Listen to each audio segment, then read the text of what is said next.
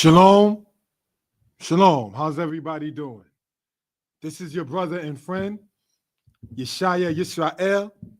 We hope, we pray that everybody is well and will be better. I hope the sound can be heard. Let me check on my end.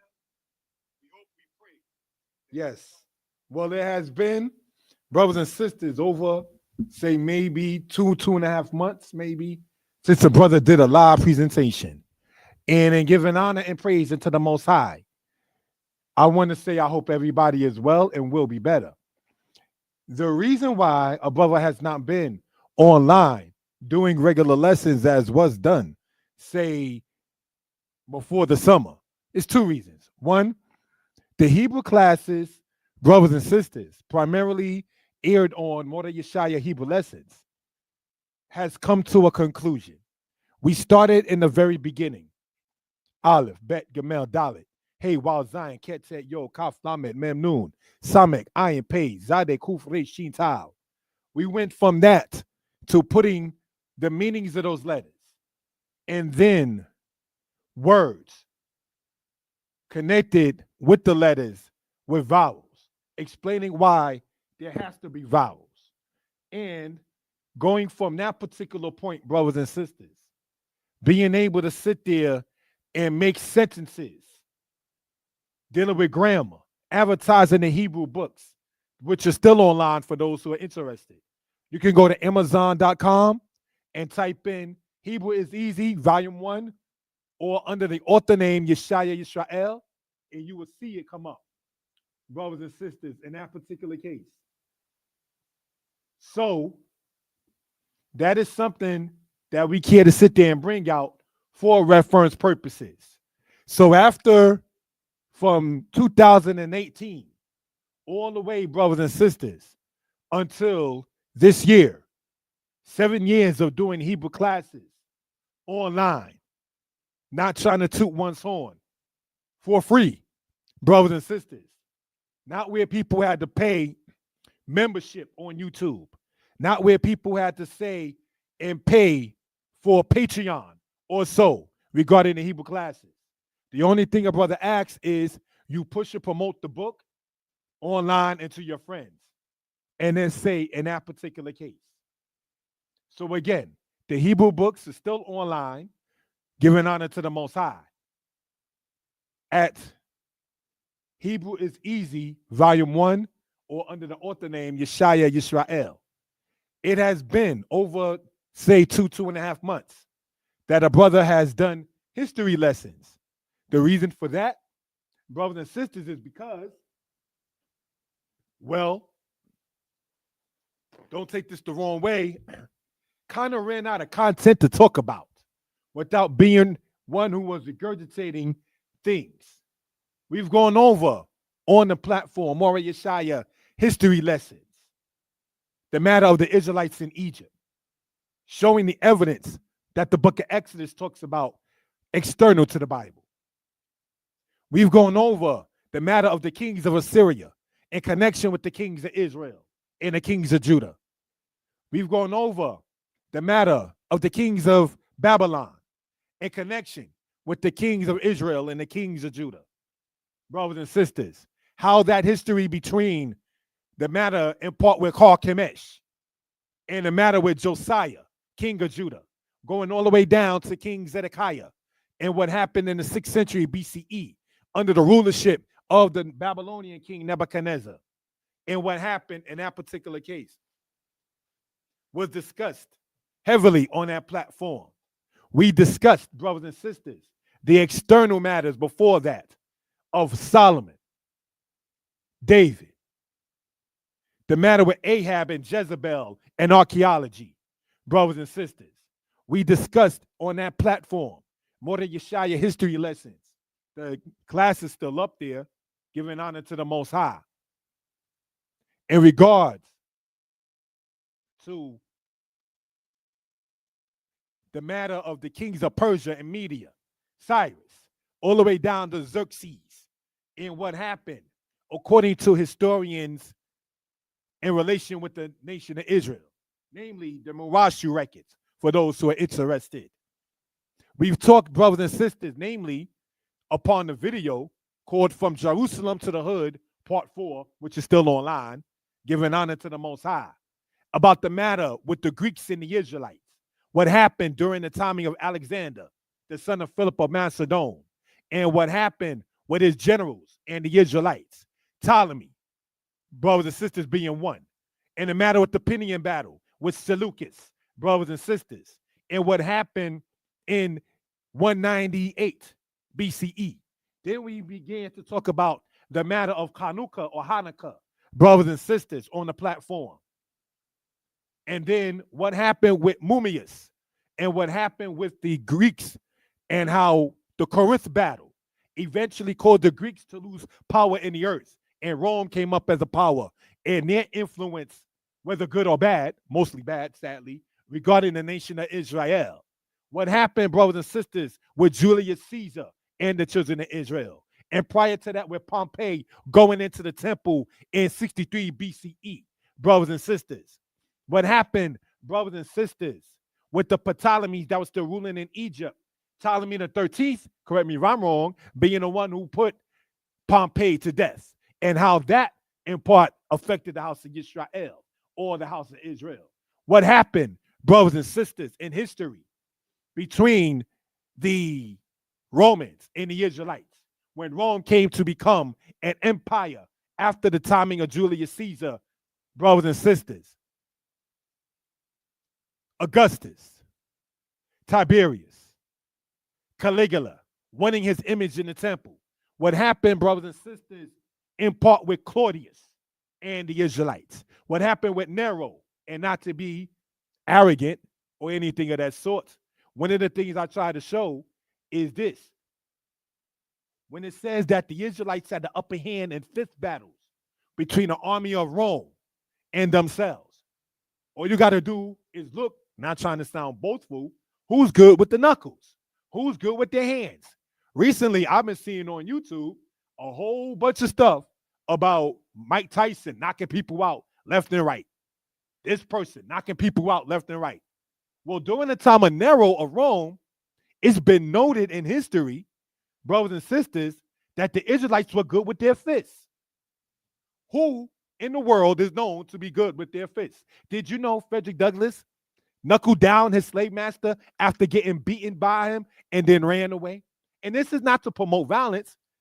Do you sit back and think, long before that, when Moses defended the daughters of Jethro, that he just spoke to the shepherds and sat there and said, hey, don't bother these ladies? No, Moses laid those hands on them. What did David say centuries after Moses? I'm going to take your sword, cut your head off, and I'm going to drop you right here, Goliath. That's essentially what David was saying. This is not to talk tough. This is not to talk street, but this is just things to point out. So now when a brother giving thanks to the Most High, shalom, my brother Tishama, is in the spirit and want to recap on what's been going on with one's life. One of the last videos I made was lessons between me and my daughter. And that is who I've been spending a whole lot of time with. Holy day, other day, any day, spending time, wanting to chill. And that, for those who do know, my princess is going to be a grown woman soon. So I want to sit there and get as much time before she goes off and be married. Because at that point, well, I won't have as much time because she'll be a grown married woman. And this is why us men who have daughters, not to say women who have daughters, but us men who have daughters, you got to spend as much time as you want and can. Because they're eventually going to tell you they want their own time. And what do you do then? See? So this is saying, just to say, point out for reference purposes. You know? So the brother just asked me where I've been. Well, Aki, shalom, my brother Tishama. With the fam, immediate fam. On the 7th day, sometimes what I've been doing is just relaxing, laying out in Jersey with my little princess and so forth and so on. Studying, reading, learning from her, getting her understanding on certain things, and me having more time with the little princess giving her understanding to the best of my ability. To answer your question, my brother, thank you for asking. And I ask you too, Chishama, my shalom ka, shalom tob. Yes, I am well. Thank you for asking, Aki. So now, when we are on these particular platforms this day, Mordeh Yeshaya Torah lessons, there's a presentation on it going from Exodus 1 to Exodus 40. Talking everything from the Exodus itself to when they built the tabernacle. So what can we ascertain apart from that is this. In building the tabernacle, when you free, you still got obligations. It wasn't they get out of the land of Egypt, out of the house of bondage, and then they sit and chill and do absolutely nothing. Your work is still required. You understand? And so these are things to point out for reference purposes. Now, what I was just talking upon was speaking upon these particular platforms, the history of the platform Mordeh Yeshaya Hebrew lessons, the history of the platform Mordeh Yeshaya history lessons, and the platform Mordeh Yeshaya Torah lessons. Most of the subscribers, and I thank you all for subscribing, come from the platform Mordeh Yeshaya Torah lessons. You understand? The Hebrew classes, not to be funny, they're done. And what I mean by that is, like stated, we went from the very beginning, the Aleph Bet, all the way to taking pronouns with verbs that are conjugated in the past tense and putting them together. What am I saying? A pronoun takes the place, essentially, if I'm not to be mistaken, of a noun. Right? Okay, now, Ra'ah in Hebrew means to see. We're not talking har'ah, meaning to do wickedness or to be evil, from the word ra. No, we're talking ra'ah itself, meaning what? To see. Ra'iti, past tense, conjugated. I saw. Ra'iti ka, I saw you. We went through all of that. We went through the prefixes, how that works in the future tense, how that works in changing a verb, brothers and sisters, to a noun. Tabak, meaning to slaughter. Bitabak, putting the mem first, makes that the word kitchen, brothers and sisters. Ashan, to smoke. Ma'ashena, chimney. Because from the chimney, brothers and sisters, comes smoke. That's how Hebrew works. We went through all of that on that platform. And I was just discussing too, brothers and sisters, about the matter of saying you have Mordeh Yeshaya history lessons. I ended up talking about what happened with Nero and the Israelites. And then after Nero, you eventually get right down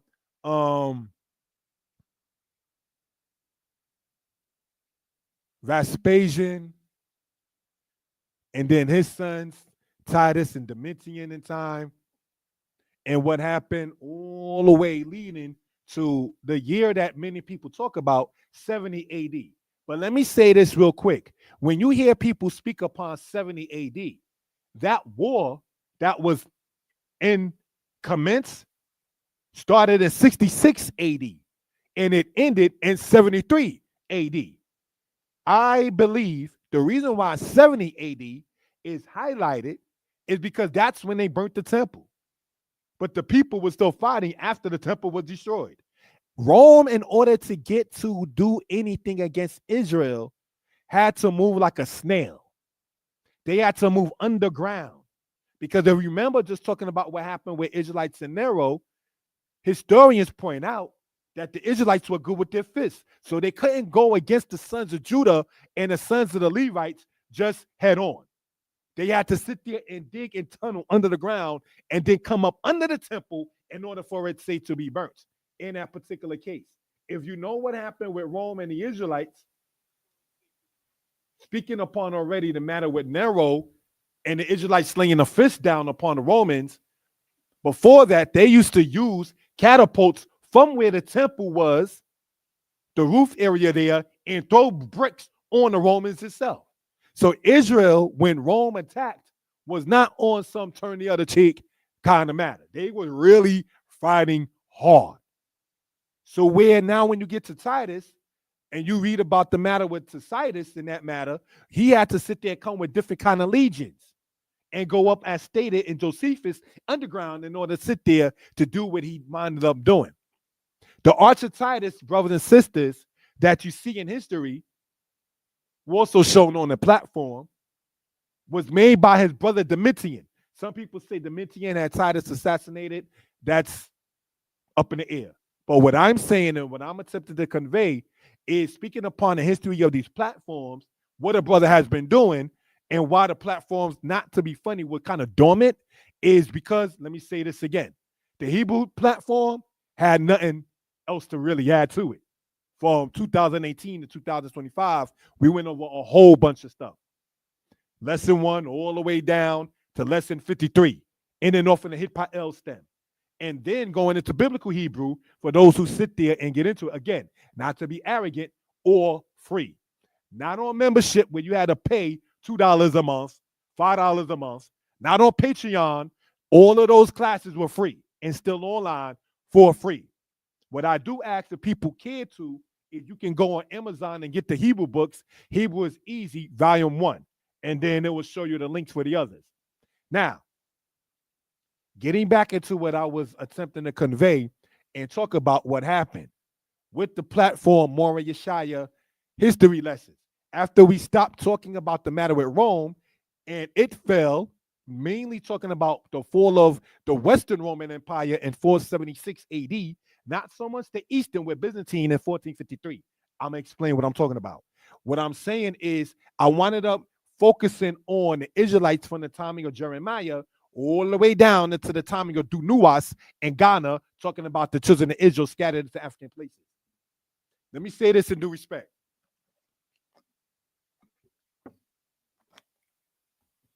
And this is not the happiest situation. When Solomon wanted to assassinate Jeroboam, right, in the Bible, Jeroboam went to Egypt. When King Jehoiakim wound up assassinating the prophet Uriah was in Egypt. When the children of Israel that were not taken to Babylon fled the land of Israel in the timing of the prophet Jeremiah, they went into the land of Egypt. I've been to Egypt. Egypt, not to be funny or racial, is a black country. The Israelites were used to going to African places. Hence, you see why in the prophet Isaiah, you would see Egypt mentioned. Where did the Israelites go after the Ptolemies fled into Egypt themselves, or went into Egypt themselves as conquerors? They wound up migrating to the Sudan. They wound up migrating to places like Ethiopia. That's why you might see those countries mentioned in Isaiah 11 for the Moreh Yeshaya Torah lesson presentation. And if you read, brothers and sisters, in the book of Zephaniah, during the timing of the prophet Zephaniah, during the time of the king Josiah, it says from beyond the rivers of Ethiopia. So the two main rivers, correct me if I'm wrong, in Ethiopia is called the White Nile and the Blue Nile. So from beyond that, in Zephaniah chapter 3, dating to the timing of Josiah, also during the timing of Jeremiah, say over 55 years after Isaiah spoke about Israelites in Ethiopia, you find the prophets later on talking about Israelites in African places. So now by the time Hadrian of Rome in the 2nd century AD or 2nd century CE starts to talk about people being displaced, and you read before that with Trajan or so, Nerva or so, regarding the Kittos battle, and then you read about the Bar Kokhba battle, and the Israelites were not permitted to go from Libya and Northeast Africa, migrating from Egypt, as we discussed, into the land of Israel. Where would the Israelites go? This is when we start talking about the author, may he be blessed. He's still among us, Root of Windsor. And what he cited about Eldad the Danite, saying that tribes of Israel were in Western Africa and merged with other tribes of Israel that migrated there into Northern Africa and formed kingdoms. That is part of what we've been talking about in day and night publications. So after doing those kind of lessons, from dealing with the language, dealing in the history, and there is, in truth, no ending in the wisdom of Torah. So Mordechai Yeshai Torah lessons, there really can't be an ending to a great extent with that because the knowledge of the Torah is infinite. See, it's not like there's a date that it stops. It's not like there's a verb pattern and that stops with the Hebrew or the history. But just want to go over, say that in that particular case. To the brothers and sisters who subscribe, definitely appreciate it. To the families who patronized, definitely appreciate it. Brothers and sisters, I've noticed, and not trying to be funny, that the Hebrew books have been selling more and more online. It definitely is appreciated.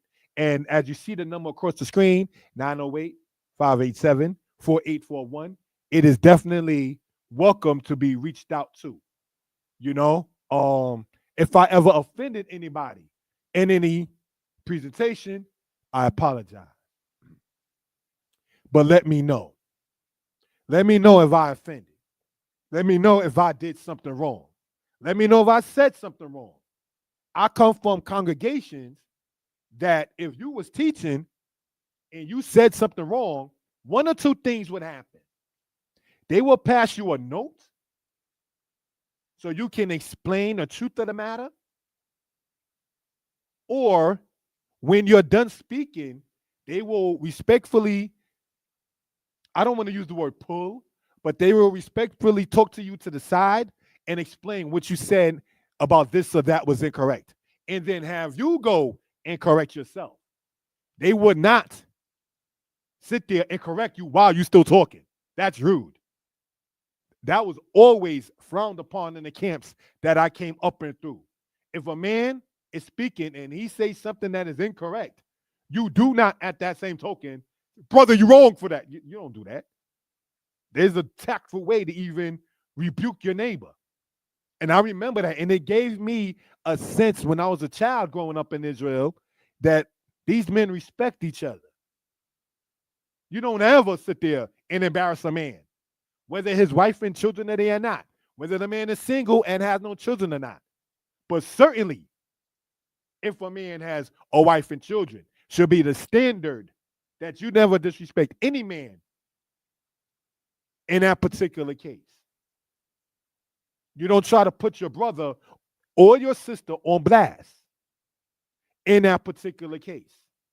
And it is expected that if you are speaking, be it Shabbat or otherwise, and by Shabbat I mean Sabbath, that you are respectful and humble enough to accept the rebuke. To not sit back and think, can't nobody tell me because of what? That's not wise. That's not how you present yourself. And as a respected more meaning teacher, I believe that it is incumbent upon us to cite your sources, state where you get your info from. It don't make you any less of a more. You have some people, and it's not to be rude, they'll never sit there and cite their sources. Maybe they feel that it takes something from their own credit. But what you don't realize is even in school, if you write something and don't have a bibliography, yeah, that can be either one or two things. Your grade drops, or if it's very serious, they can say it's plagiarism. So you want to be careful and say that particular case. You understand? Jeremiah the prophet cited Micah the prophet. And it didn't take nothing away from Jeremiah as a prophet to do so. See? And that's all one in the same book. Now, brothers and sisters, and by same book, I mean the said Old Testament, which is something else I care to talk about. Ever so often in Israel, it comes up between quote unquote Old Testament versus New Testament. That looks sloppy. Let me, as a brother who is said to be Old Testament based, Tanakh based, some of the standards and reasons why such is the case, and giving honor to the Most High.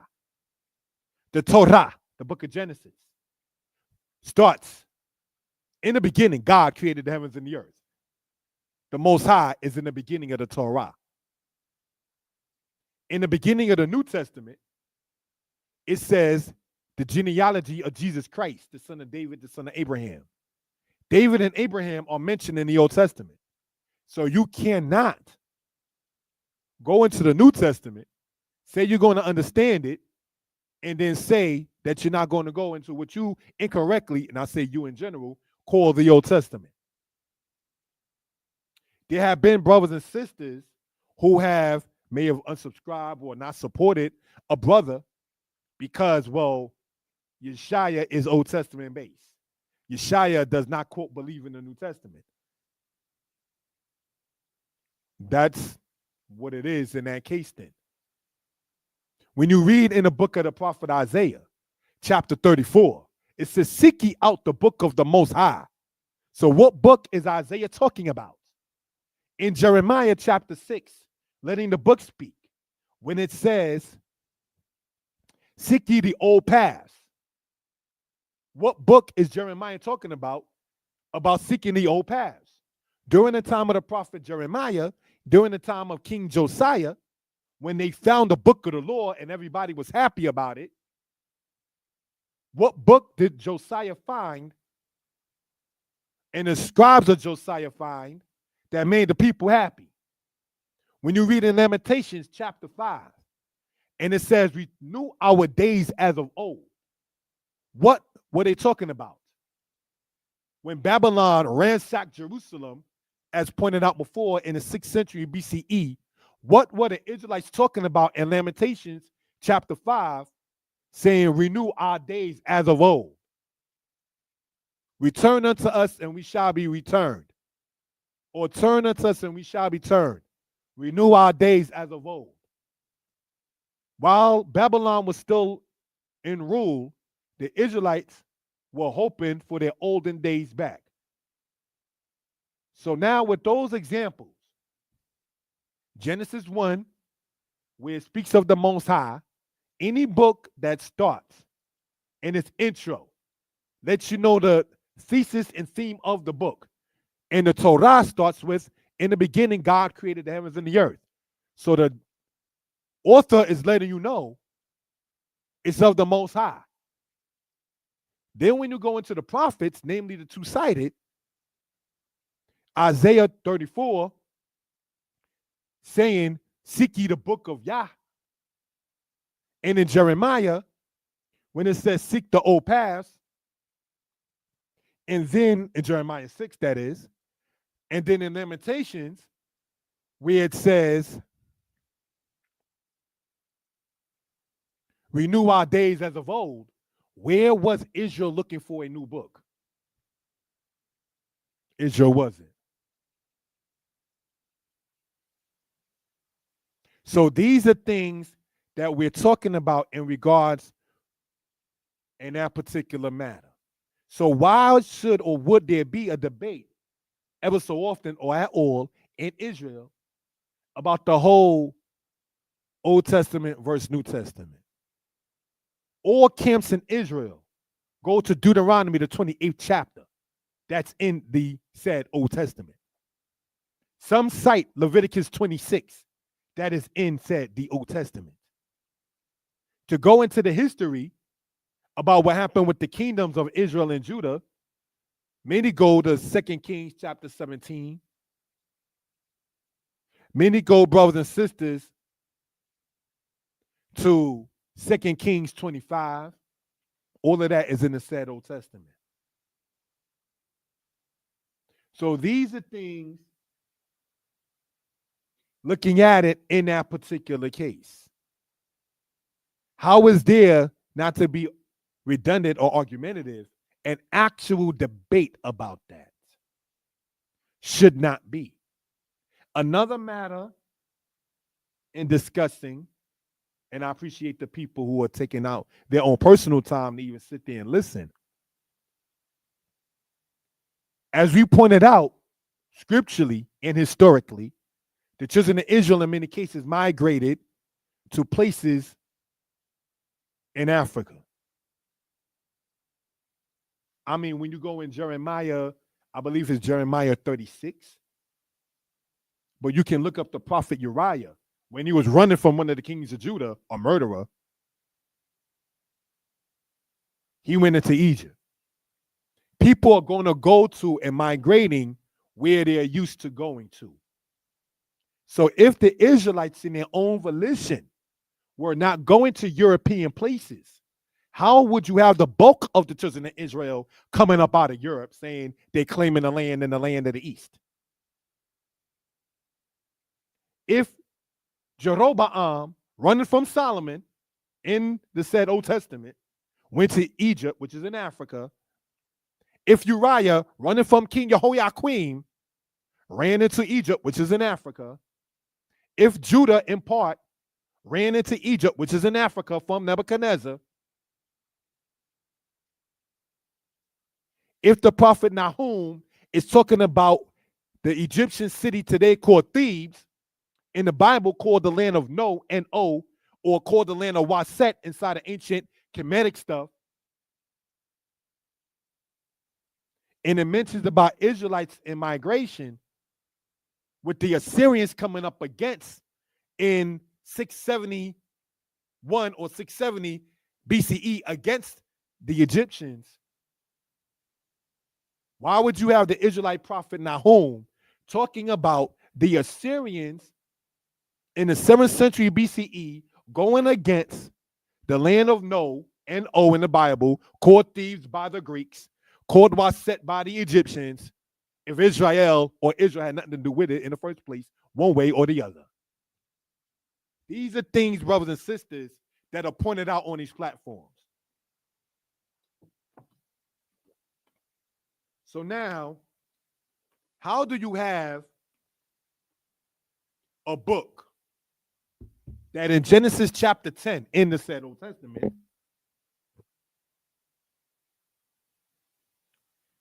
has it to where Nimrod, a Hamite person, kingdom is in Akkad, Kalne, and Erech, or Uruk inside of ancient Sumerian. You read about, for the lack of a better term, African men of the line of Ham inside of the said, quote unquote, today Middle East, having kingdoms. So when you read secular books talking about the African presence in Asia, let's not sit there and wonder what that could be talking about, because Genesis chapter 10 gets into that kind of subject. These are things that we care to bring out and have brought out on these platforms over the course of time. How does that become important? One, it's in your book, House of Israel. That's not a typo. It's there for a reason. The other point that we care to sit there and bring out in that case is this. In light of what we're talking about,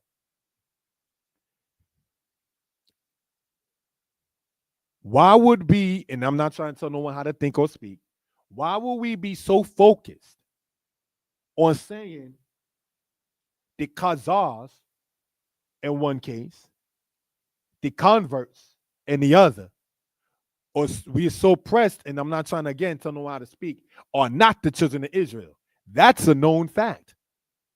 In New York, there was a guy going up and down on what they call the 4 train, proclaiming the same thing about the European Jews. That's already, there's been books out, literature out, and so forth. You notice how the culture is taken slightly as a joke in some cases, maybe because you're not, say, the real people. But while we proclaim ourselves as the real people, do we take our days and times as important? Because these nations, they're getting ready for their Turkey Day hard. They sending emails out in the job. They're talking about this place will be closed and we're preparing. Get your turkey if you want it. These nations go hard for their days. Well, we, the House of Israel, while proclaiming us not to be racial or colorblind, quote unquote, the black man, the true House of Israel, while we know this is ours, Why do we play with our days and times? In Jeremiah, not trying to play prophet because I'm not, it says, go over and look at Kedar and see if a nation changed their no gods. So why does Israel replace their glory for that which doesn't profit? So while we proclaim these people, the Khazars, coming out of the bulk of Europe, where Israel did not go to in bulk, and by Israel I mean the people, how are they topping us in our days and times? How they got more unity on Shabbat than we do? How is their booth looking a certain way in Sukkot than ours? How are people that we tell the world in books, online, offline, citing people like Arthur Koestler in his book, The 13th Tribe, they not to quote the real Jews. But then they got more unity in their attempt to do the laws of Leviticus 23 that was given to a people of color than the true house of Israel. This is not a competition thing. It's a wake-up call that one is saying, is like in the thing I said, I have a message. You can't say that the people are fake and then sit there and turn around and see them doing better than you and what's yours. That makes no sense. Or as they say in the street, make it make sense. They're fake, doing your real culture out you. That does not make any sense. And it will never make any sense. Why do we have different calendars in Israel? Let's explain, brothers and sisters. In the scriptures, when it says the Most High's covenant with the day and the Most High's covenant with the night, is that has nothing to do with us in the covenant that we have with the Most High. That's his covenant with the day and his covenant with the night. Let me give you an example. The time that Jacob fought the angel, and the angel said, the day breaketh, I must go. Jacob could have still been walking, still been fighting, but the covenant that the Most High had with that particular Malach or angel in the day and night caused this particular Malach in the book of Genesis to have to go away from Jacob. That Malach was on a commission to not be in the daytime on earth fighting a human. His time was at night, apparently. Yet, as a man, we can fight in the day and night. So I point that out to say in Jeremiah, when it says about the Most High's covenant with the day and the night, does not affect us. So now, if a man has a nocturnal emission, that's to say, in layman terms, a wet dream, on a quote Friday night, he's unclean until the Saturday night. If a man has an uncleanness and does not wash himself up, which is something should not be, he's unclean until he washes himself up. When a woman has her uncleanness, she's unclean 7 days. So if her uncleanness comes to her at 3 a.m., which is still nighttime, dark if you will, she's still unclean. So now, during the daytime, so how do we have it where Israelites are, no disrespect intended, misquoting Jeremiah when it says the Most High's covenant with the day and night, to say that the Sabbath day is only the daylight part, when we know as men and women, we can do some of the same things in day and night. The Malachim, the heavens, the Malachim, the angels, me and Hashemayim from the heavens, they can't. They may have their own particular schedule.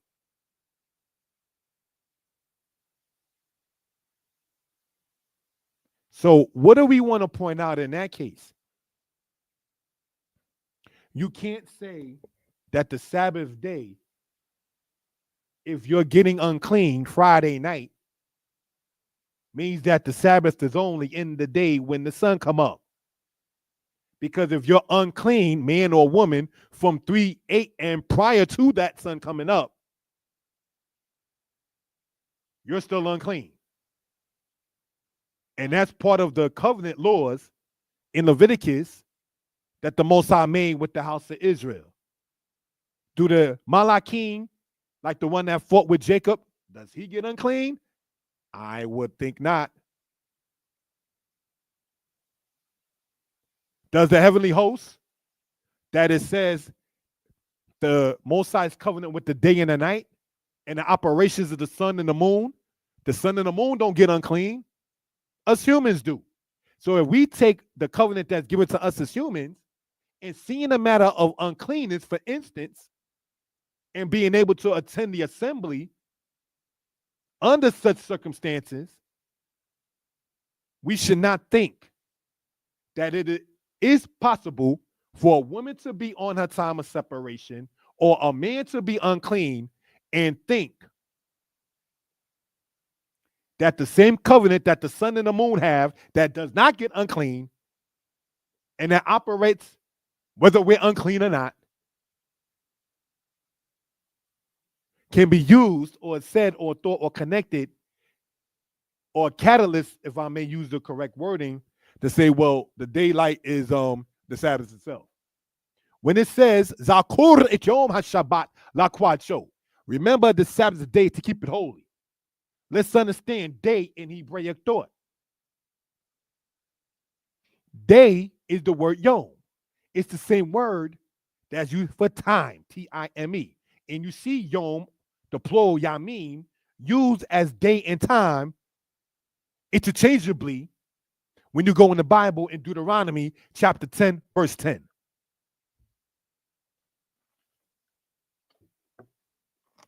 If I can, let me pull that up. I have not been online and I see the StreamYard thing done changed up and everything else. So, but let me see if I can pull this up. All right.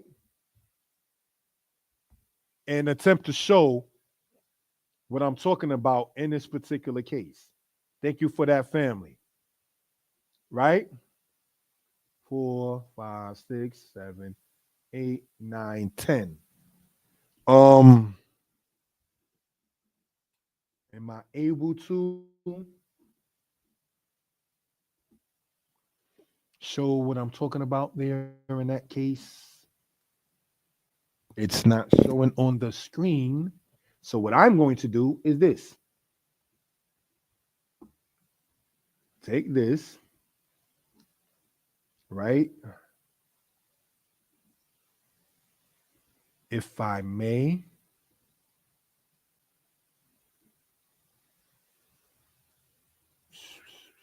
Hopefully everybody is well and will be better, right?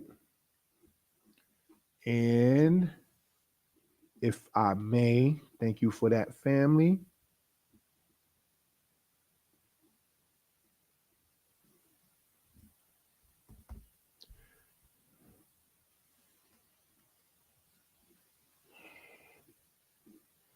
All righty. I thought I was going to be able to show that there. Maybe this will show it. Let's see. Nope, that ain't it. Let's see. Share screen. Maybe that'll do it. Entire screen. Thank you for that, family.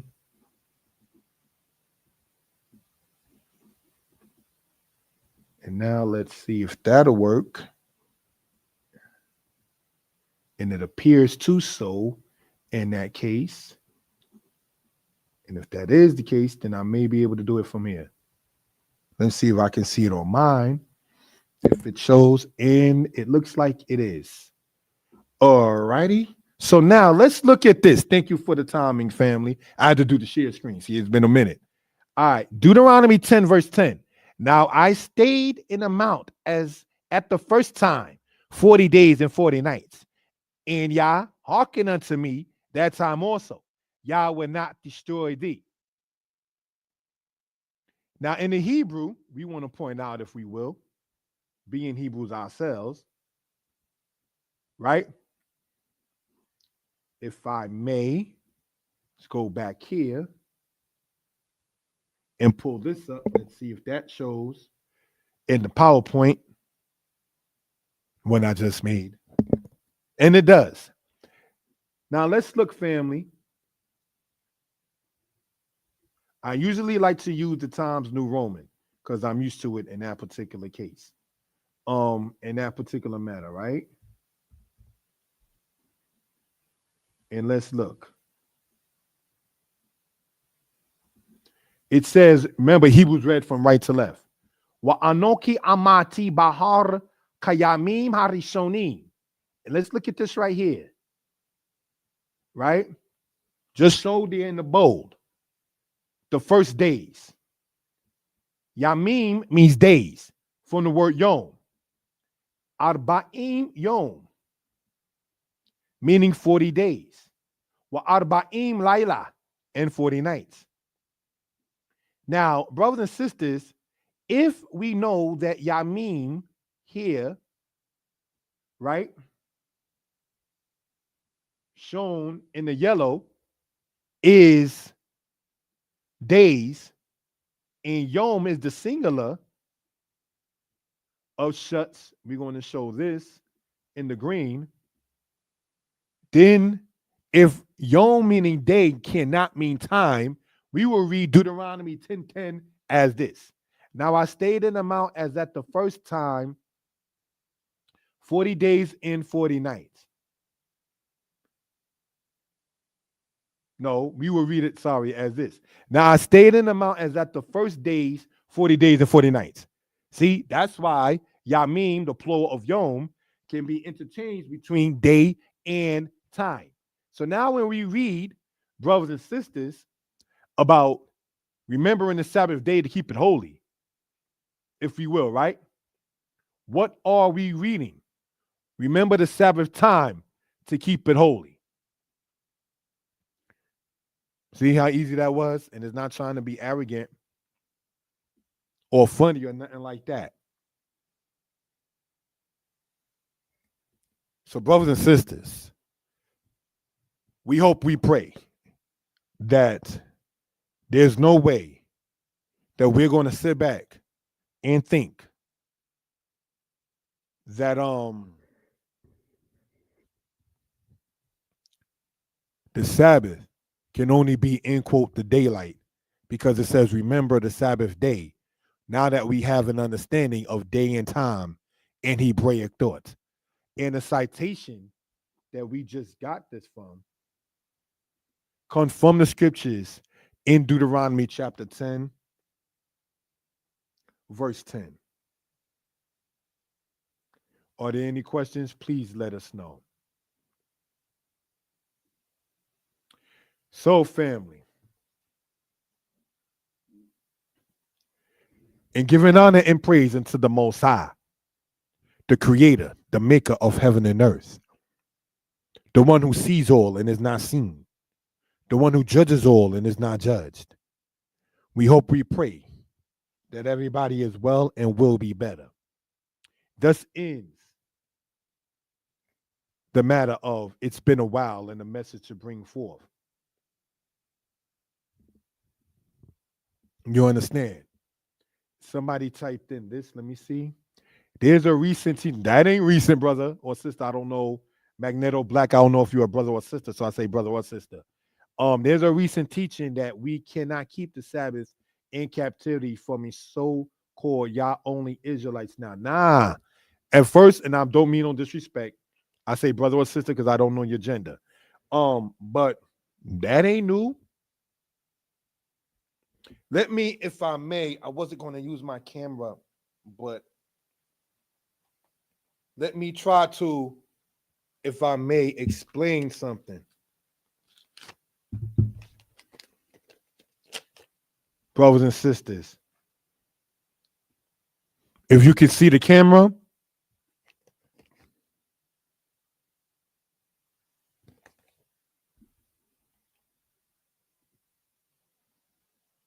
you see that? That's why Israelites say you can't keep Sabbath. They want a lot of these.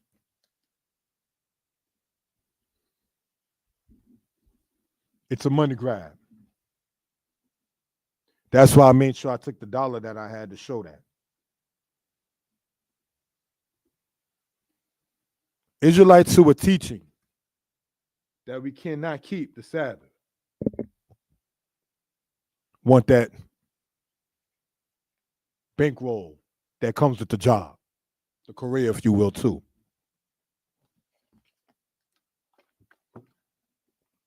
Israelites who are teaching that we cannot keep the Sabbath.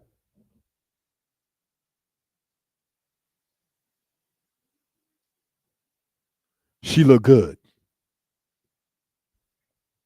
They ain't gonna miss that date Friday night. They're gonna take her out after they got paid Thursday or Friday. They already put that inside the Zelle thing. They already put their Cash App money aside to take her out while not teaching her the commandments. You can't. How can you? You out on a Friday night going into Saturday morning. You already booked the hotel for the sweetheart. Essentially, men who teach that you cannot sit there and keep the Sabbath is based upon money and wanting to deal with a lady. We're going to keep it, not trying to be funny, just showing $1 a buck. That's what it boils down to. Because you have to sit back, not to take the time away. You have to sit back and what will make you want to say that we can't keep a day of rest? Let's think about the word Shabbat, right? We went over the word Yom. We went over the word Yamin. The word Shabbat itself means cease. It's a verb too, you know that. Shabbat means to cease. Shabbati means I ceased. So how in the world, not trying to be funny or talk worldly, because that's something I stopped on the platform, don't deal with profanity. But how in the world you're going to say that you can't keep a day of rest? That you can't cease from work? So what then is it that's causing you to say that you can't keep it? You can't say, like some have,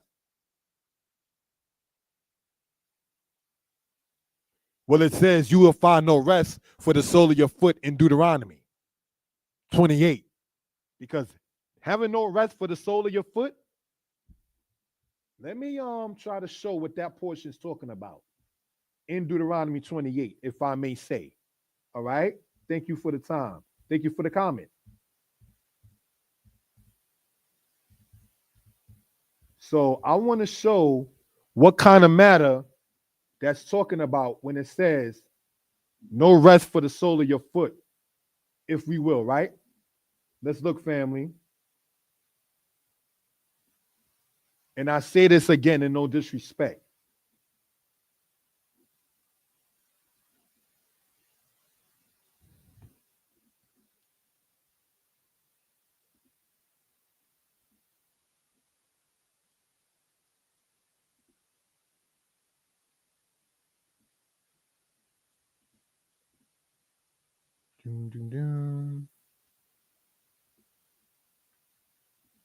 Thank you for that, my friend. Let's look, if we will.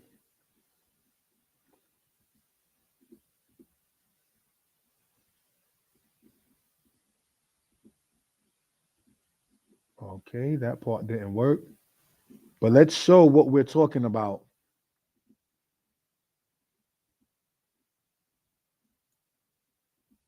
In, say, that particular case. All right?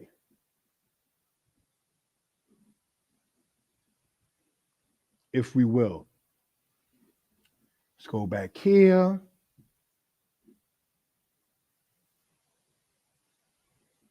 Let's look in this. Can that be seen? Looking at it in that particular case. We want to show, yeah, I see it on mine. See, that's what happens, like Deuteronomy talking about when it says no rest for the sole of your foot. You got one person on the side holding his brother. You got elders holding the babies, and they're escaping slavery while being pursued by the enemies. We're not being pursued by enemies. We're being pursued by your lust and desires, by your disrespect and your lack of understanding of discipline. Because see, Shabbat, Sabbath brings a discipline. The people that you see there shown with Harriet Tubman, that is no rest for the sole of your foot. They can't keep Shabbat. So now when we start talking about prophecy in like Deuteronomy 28, in that particular case, we don't want to have to go back to the 19th century running away with an axe to sit there and kill a dog that they got pursuing you, where your body lays there in Deuteronomy 28 with none to bury them, like it says in Psalm 79. We don't want that. When Babylon was besieging, as we spoke about in the 6th century BCE, to collaborate what you just stated, my brother or sister, they could not keep Shabbat in that particular case. So now when people say, like you pointed out, it is said because we can only keep it in the land, then how then could they not keep it while in the land when being pursued by Babylon? When Babylon had the city of Jerusalem surrounded and famine struck, how were they then able to keep it? They couldn't keep it then. So while they were still in the land, they still could not keep it. Just like we shown in the picture with the Harriet Tubman in captivity, they were not able to keep it. What it is, dudes want to take the lady out Friday night after getting paid Thursday or Friday, and they not giving up that overtime on Saturday. Let's just be a buck with it, Israel. You're not giving up that overtime on Saturday. It looks good on the check, and she looked good Friday night. That's what it is. Because again, not to be funny, have to ask ourselves, how then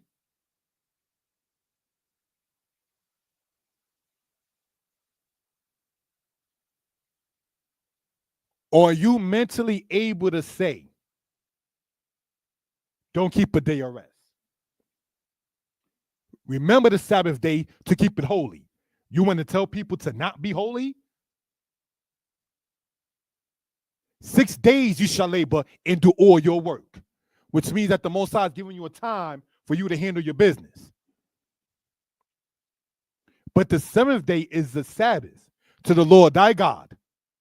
So not to be funny, the New Testament telling you that man is Lord over the Sabbath. No. It says in Exodus what it is. For the 7th day is a Sabbath to the Lord thy God. In it, you shall not do any manner of work.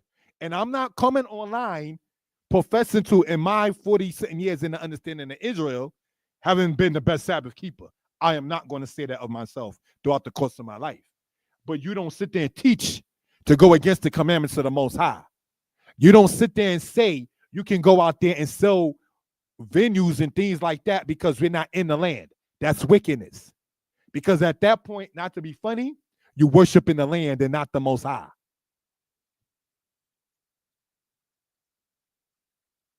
The children of Israel were keeping the Sabbath.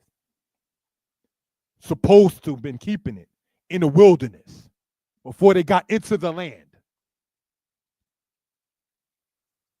Another argument that people stated concerning the observance of the Sabbath I heard is, well, the people are supposed to bring them offerings in Numbers 28.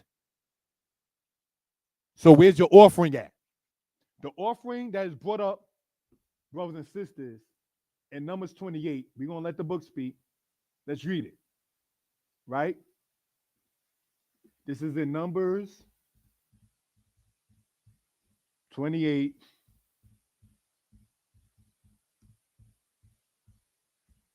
And let's see what it says there. Because the truth is this. You don't want to do it. Just be 100. Stop playing games. Those who saying you can't do it don't want to do it. So now, Numbers 28, verse 1. And the Lord spoke unto Moses, saying, command the children of Israel, and say unto them, my food which is presented unto me, for offering shall be made by fire, of a sweet savor unto me. You shall observe to offer unto me in its due season. Let's go to verse 9.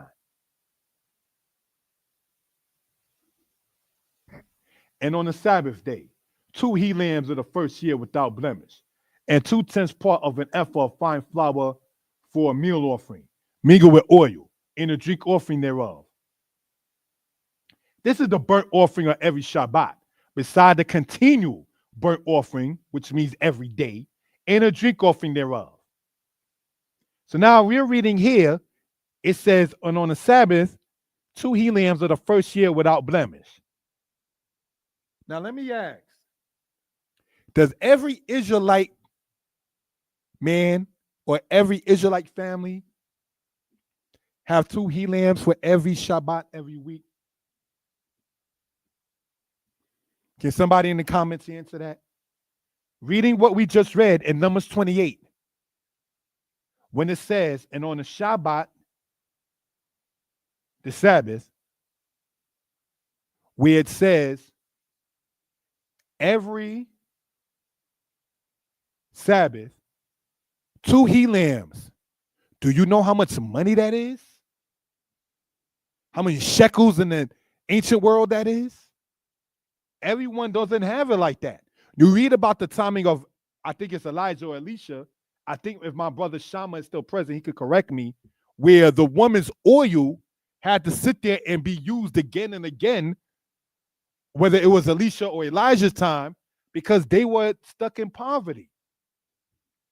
So everybody in ancient days did not have 2 he lambs. And the offering that was done, that was presented, was done in the sanctuary. So now if you're in ancient Israel on the east side of the Jordan, were you going over the Jordan every Shabbat to bring it? No.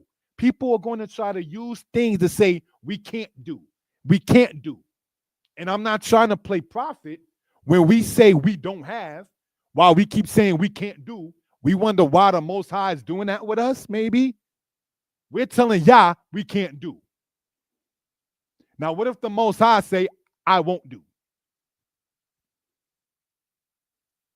You want to talk about building a school, but you're arguing about keeping the 7th day. Maybe if we did it as a communal thing, we might see more communal things.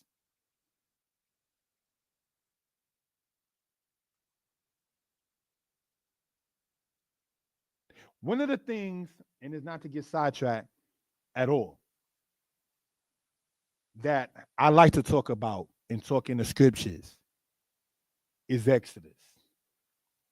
And it's not to be self-centered. I've been in Egypt. The ancient Egyptian culture, let me state, I'm not trying to get sidetracked. The ancient Egyptian culture was extremely engrossed in snakes. When you look at the Saqqara of ancient Egypt, their pyramids and things of that nature have the serpent images heavily. So when Moses cast down the staff and it became a serpent, the Egyptians knew what that was about. The Most High is going to talk to you the way that you will understand where he's coming from.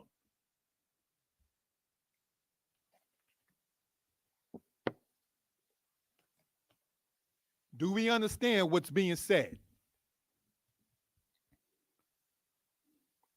In ancient days, the Egyptians were engrossed in serpent stuff, snake stuff.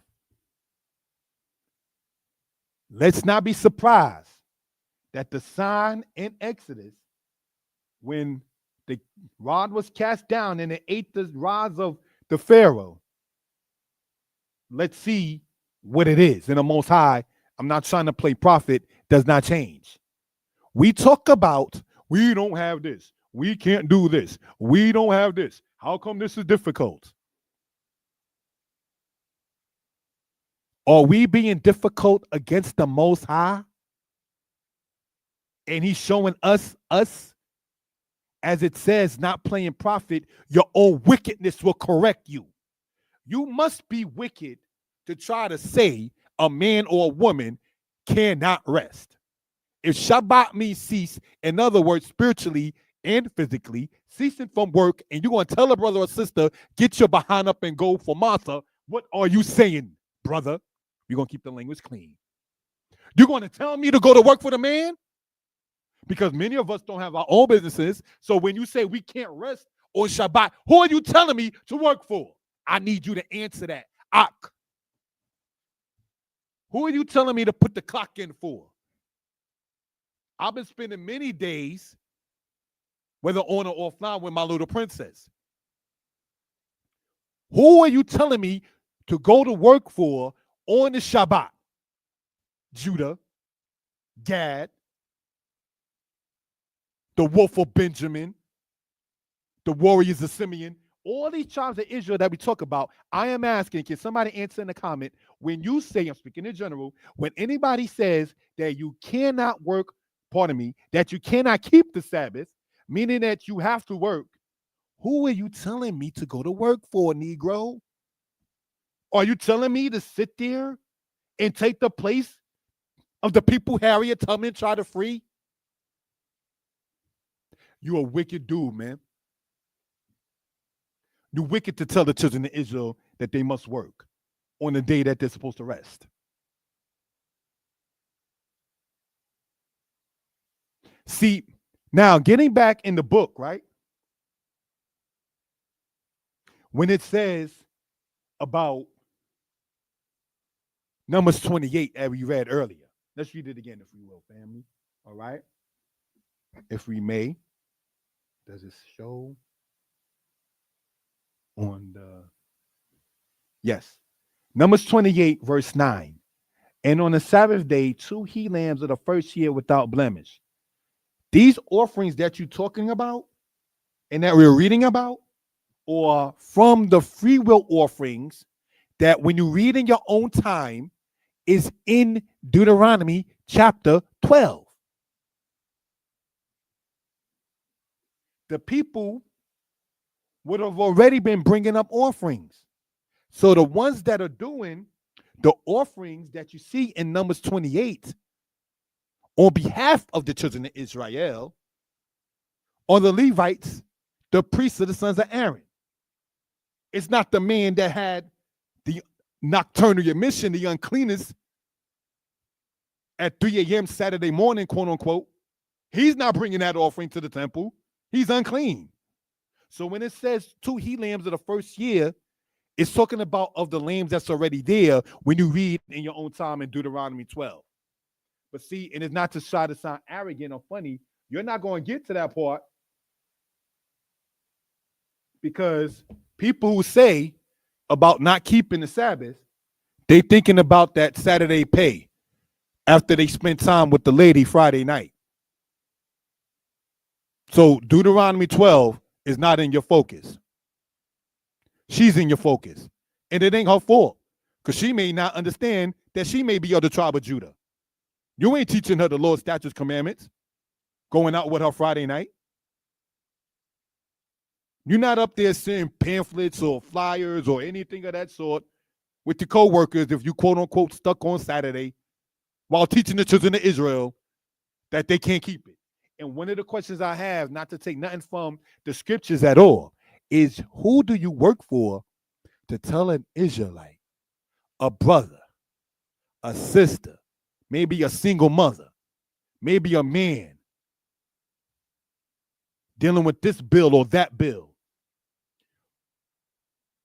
You're telling me that I don't get no break? That I can't quote unquote wake up on so-called Saturday morning and be like, whew, that was a rough week. Let me get my spirit back right. I don't deserve that. I don't get to sit there and have that time with or without my princess that a brother been doing. You wicked, man. That's really just what it's going to boil down to. So, looking at it like that, in that particular case, we hope, we pray that everybody is well and will be better. Again, in closing out, I have not been on a platform for quite a while. I stated the reasons why. It was nothing against anybody. If I ever offended anybody while online or offline, I apologize. I can be reached again at 908-587-4841. The Hebrew books I do promote, brothers and sisters, I'm going to show right here, if we will, right? if we may. Um, thank you for that. Hebrews Easy Volume 1. Um,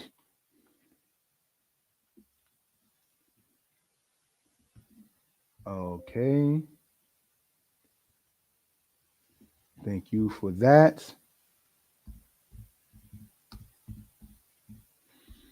Looking at it in that particular case, you can go online and look it up. As you see, that book right there could take you to the other books as far as it goes with that in that particular case. All right. Going on into this particular matter, we have, I'm going to suggest two more books for those who are interested. Um, mhm.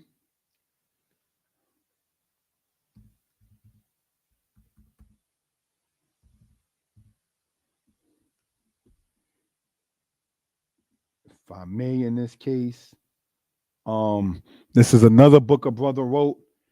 Some like it, some may not. Old Testament Israelites Response to Messianic Israelites, as we touched upon earlier. You can go online and get that as well for those who do want it. And a history book a brother wrote of the several, giving honor to the Most High. I suggest this one here. In this particular case. Thank you for that, family. Call this From Assyria to America.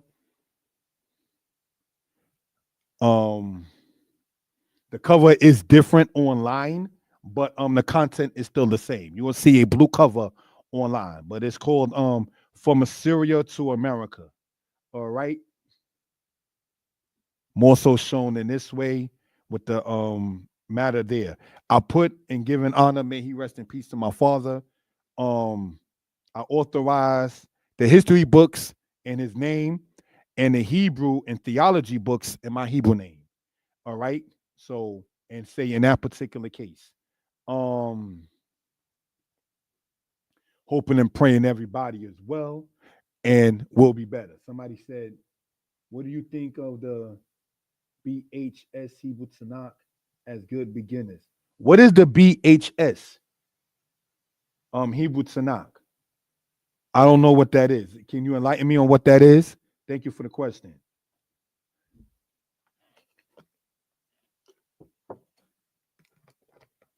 And if I may ask, are you a brother or sister? Because I don't know. So I don't want to say brother or sister to the wrong gender. Sorry. You're asking me, what do I think of the BHS Hebrew Tanakh? I'll look it up. Let's see what we're talking about here.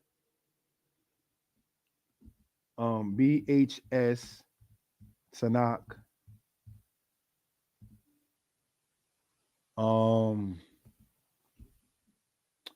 okay, are we talking let me see.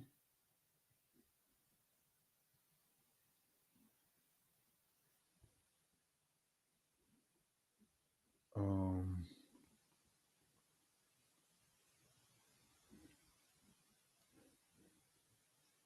are we talking about what we're looking at right here? The JPS Hebrew English Tanakh, where it's like a brown cover, if I'm not mistaken.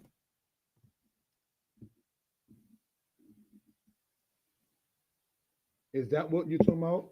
No? Then that's what came up. So let me see what you're talking about. Because the English is either going to be on point or trash as far as it goes with that. So the Hebrew, throughout whatever quote version of the Tanakh publisher, is going to be consistent. But the English is going to sit there and be funny in certain cases. Biblia Hebraica. Oh, let me see what you're talking about. Let me look this up right here that you're saying. And so looking at it like that.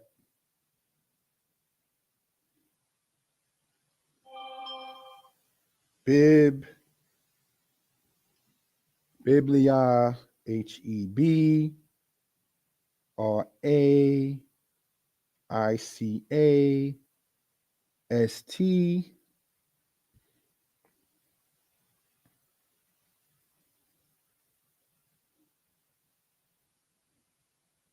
Okay. Biblia Hebraica. BHS Reader's Edition.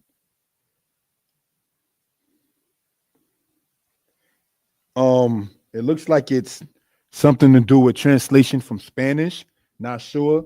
So honestly, I have nothing to say yay or nay about it because, and I say thank you for putting me onto it. I'm not familiar with it, so I'm not going to say yay or nay for study purposes. In that particular case, I would have to see it more so in order to be able to sit there and say anything about it. And then hopefully that's a satisfied answer at the moment with the amount of knowledge that I have concerning that itself. So hopefully that's satisfactory at that particular matter. I think it says it's at Walmart when I looked it up on my phone, but yeah. Hopefully that was satisfactory as an answer in that particular case. So we pray that everybody is well and will be better. All right. We're gonna sit there and close out. Subscribe to the channel. Let me know what you think. 908-587-4841. Most High bless. Shalom, brothers and sisters. Shalom, brothers and sisters. Not going to be long. Just want to make a video regarding the matter of the name that we say we are and can lay claim to, giving honor and praise to the Creator and the Maker of heaven and earth, the Most High. This is the word here, Yisrael. Now, for those who say Hebrew has no vowels, they will say this is Yashara'Allah or Yashra'al or Yashara'al. You see it different ways said by those who say Hebrew has no vowels. And this is no disrespect intended, nonetheless, but ah is a vowel. It's a sound. What a vowel is in actuality is a written sound. So if you were to say this is Yashara'Allah, you're still saying vowels with it, just saying it as ah. All right, so we just want to point that out. Now, next thing to point out with this, brothers and sisters, where we're seeing Yisrael, this is the Yod, the Kirik, the Sin, the Shawar, the Resh with the Kwamat, and the Lamed with the Zareh. Now, let's look at this very carefully. This Yod that you see right here, right, making a Y sound, all right, serves as a prefix.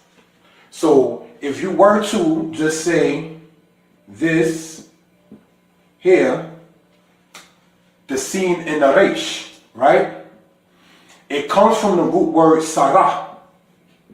The word Sarah in Hebrew means to contend, all right? So we want to point that out for reference purposes.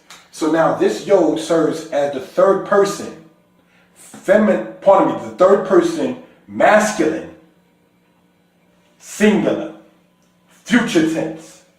Why do we want to point out, brothers and sisters, the aspect of it saying in future tense is this? Because this word here, El, right? It comes from the root word ayil. The word ayil, brothers and sisters, means to have power or to be mighty or to have strength. So that's something we want to point out in that particular regard.